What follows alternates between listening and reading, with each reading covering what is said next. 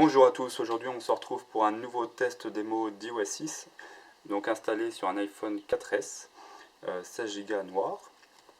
Donc je vous avais déjà fait le test sur un iPhone 4 blanc et un iPhone 4 noir avec l'iOS 6 bêta 1 et la bêta 2.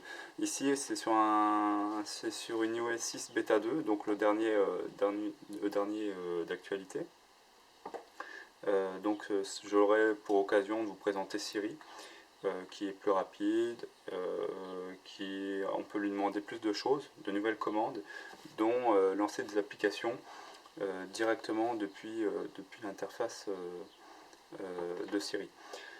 Il est aussi disponible en plusieurs langues, à peu près une vingtaine, on verra ça dans les réglages. Et puis on a aussi, ce sera l'occasion de vous présenter la fonction GPS et la fonction Map 3D qui est disponible que pour iPhone 4S et du nouvel iPhone, du prochain iPhone. Donc là je l'ai en français. Voilà, donc on peut voir, hein, ça va de allemand, anglais, chinois, espagnol, français, italien, suisse, japonais. Donc il y a pas mal de langues. Et donc là ils sont encore en test. Et la version finale sera disponible en même temps qu'iOS 6, donc vers septembre-octobre 2012 de cet automne. Voilà, donc on va commencer par Siri. Donc on peut toujours voir ici sur le petit i les différentes commandes qu'on peut lui donner. Voilà, par exemple envoyer un email, il y a différents exemples. On n'est pas obligé de prononcer mot à mot, mais ça nous donne des idées. Voilà, de toutes les actions qu'on peut lui dire de faire. Appelle Alexandre. J'appelle Alexandre sur son téléphone portable. Voilà, donc là, pas de problème.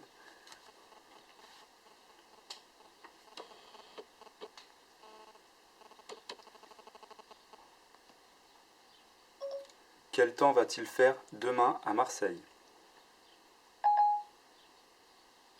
29 Voilà, donc ça va assez vite. à Marseille demain. Ok. Recherche Steve Jobs sur Wikipédia. Recherche de Steve Jobs sur le web. Voilà, donc après ça va plus ou moins vite en fonction de la connexion internet que vous avez.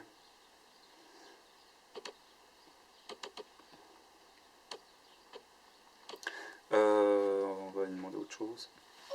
Dis à Julie que je prends le bus à 16h30. Je n'ai trouvé aucun commerce. Voilà, donc là ça marche pas toujours, hein. On va essayer. Dis à Julie que je prends le bus à 16h30. Voilà. D'accord, voici votre message à Julie. Est-ce que je l'envoie? D'accord, je ne l'envoie pas. Qu'est-ce qu'on pourrait lui dire d'autre? Ne pas oublier que le gâteau est cuit dans 20 minutes. On va voir. Voilà votre rappel. Impeccable. Dois-je le valider? Oui. D'accord, je vous le rappellerai.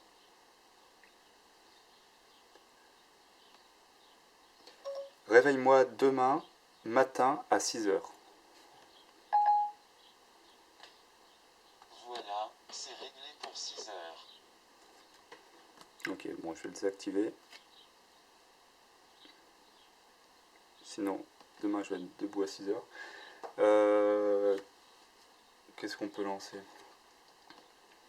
Une note. Créer une note de liste de livres à lire. C'est noté. Ok. Recherche la guerre de 1970 sur Google. Je vais essayer. Recherche de la guerre de 1970 sur le web. Oui, donc en fait, quand on veut lui faire des recherches sur Internet, il ne faut pas oublier de lui dire recherche avant de lancer la commande. Voilà, donc bon, après on tombe sur les différents sites, hein, de Google, Wikipédia ou les autres. Bon, voilà pour Siri, hein, donc on Non, non, ce qu'on peut faire aussi, oui, j'allais oublier. On va essayer de lancer, là par exemple j'ai téléchargé le Coyote juste pour voir. On va essayer de lui demander de lancer l'application.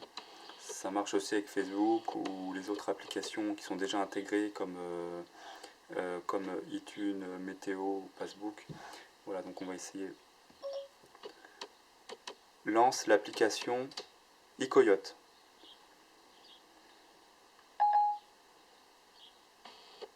Voilà, donc pas de problème.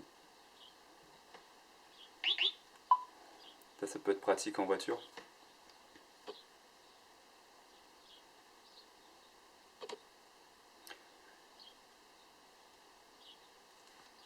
En attendant, je voulais vous présenter un peu plus donc l'Apple Store, plutôt l'App Store, pardon, qui a beaucoup changé.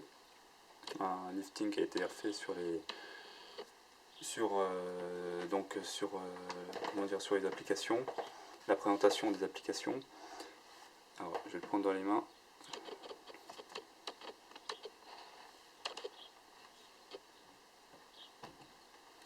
Voilà, donc alors la présentation on aime ou on n'aime pas.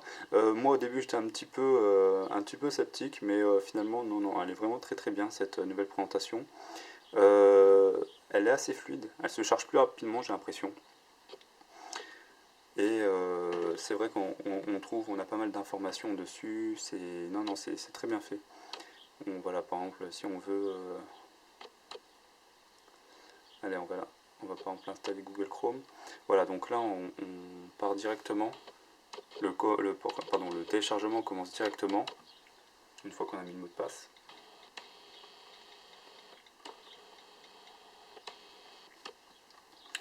Et là, on n'a plus de retour au Springboard. On peut quand même aller voir l'application. Voilà, on peut la lancer d'ici, voir les notes. On a directement en haut donc les screenshots. Ça c'est pas mal parce que moi j'étais tout le temps, hop, la première chose que j'allais voir c'était les screenshots en bas plutôt que de lire tous les détails. Ici, donc il faut cliquer sur More. Donc bon, il y a quelques mots qui sont encore en anglais comme detoys, overlaid. Bon, il y en a encore qui sont en anglais, mais ça sera corrigé. Et on a la barre de progression aussi ici, sur l'icône de l'application. Les notes, voilà. Et ici, donc pouvoir envoyer, partager par email, par SMS, Twitter, Facebook, ou pouvoir mettre dans la pellicule directement, donc un screenshot. Hein. Donc là, si on va voir, elle est bien là, avec le petit anneau bleu, enfin je sais pas comment on peut appeler ça, le petit bandeau bleu sur l'application, c'est qu'on l'a jamais ouverte. Donc là, si je la lance, voilà, donc hop, on aide.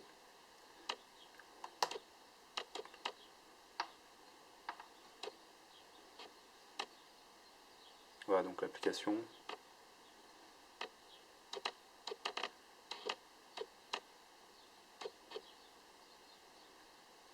Elle est sympa, mais elle n'est pas plus rapide que Safari. Hein. J'ai fait plusieurs tests, mais l'ergonomie est vraiment sympathique.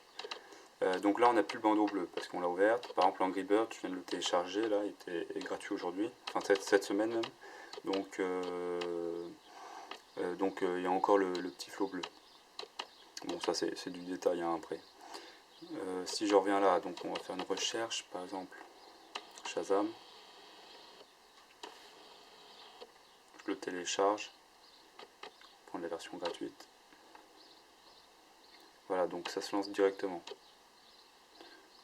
On voit déjà la barre de progression. Donc ça nous permet de continuer de visiter et de voir un peu les commentaires et ce qu'ils disent dans les nouveautés, les informations de l'éditeur. Et la sélection. Voilà, donc rangé comme ça. À l'horizontale et non plus à la verticale. Ici All, donc pour voir tout. Voilà.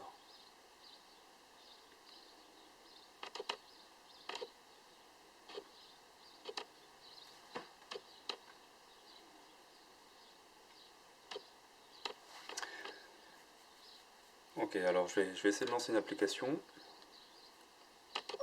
Lance Chrome. Et voilà, donc pas de problème. Voilà, ma vidéo est maintenant terminée. Ce que je vous invite à faire, c'est de regarder les 2 prochaines vidéos qui concernent donc l'application Maps, plus précisément la fonction 3D uniquement réservée à l'iPhone 4S et au nouvel iPad. Et puis donc on essayera aussi la fonction GPS, on ira même peut-être faire un petit tour en voiture. Voilà, donc n'oubliez pas de mettre un petit j'aime et de vous abonner à ma chaîne YouTube. Ciao!